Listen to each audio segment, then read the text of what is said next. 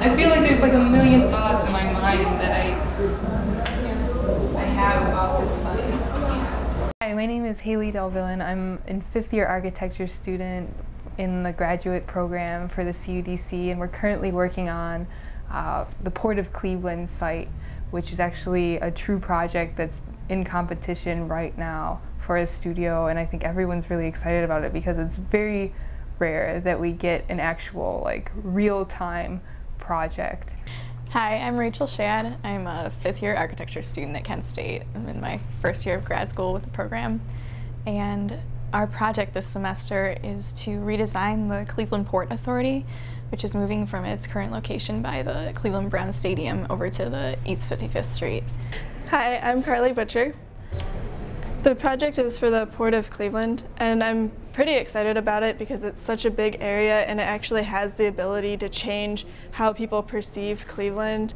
The main idea is trying to give Cleveland access to its waterfront that it hasn't had in a lot of its history, I guess.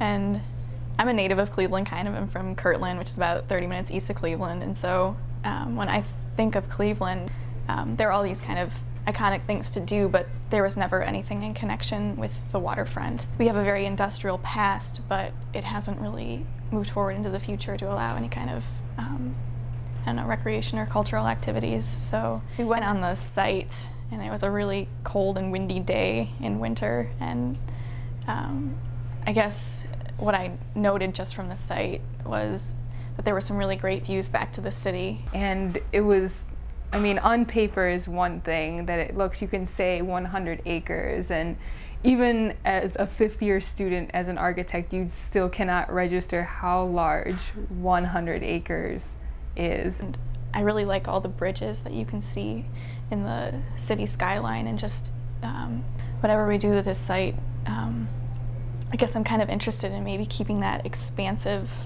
type of atmosphere. I kind of like the openness. I don't know how much we want to build it up in our proposal.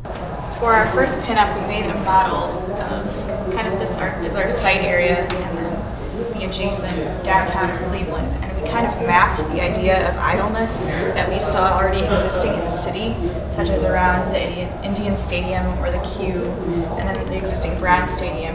You could perceive that people are waiting outside to get into the game, sort of like today even. And the Flats is currently being redeveloped, and it's going to become this like new bar and residential district.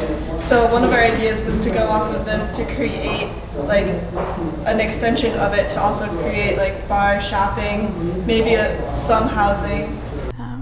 So right now we're kind of proposing this wandering pathway of idling activities that kind of balance out event-type activities, explore the entire length of the site rather than just, you know, sticking over to the Brown Stadium and just avoiding this entire industrial wasteland, which is kind of what it is right now.